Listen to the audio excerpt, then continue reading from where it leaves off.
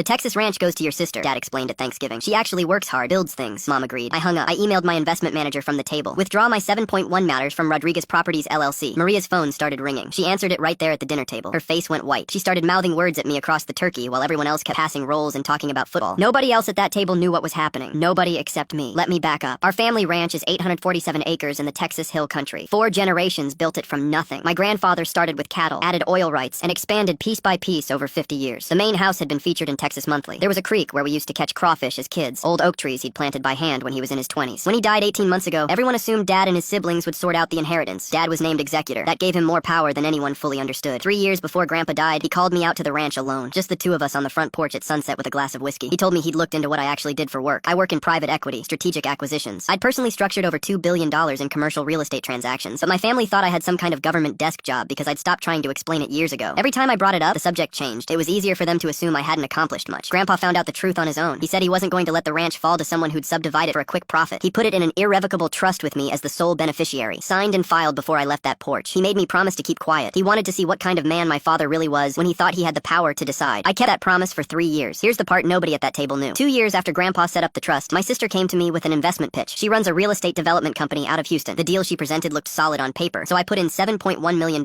through a blind trust so it wouldn't become a family situation. I told myself I was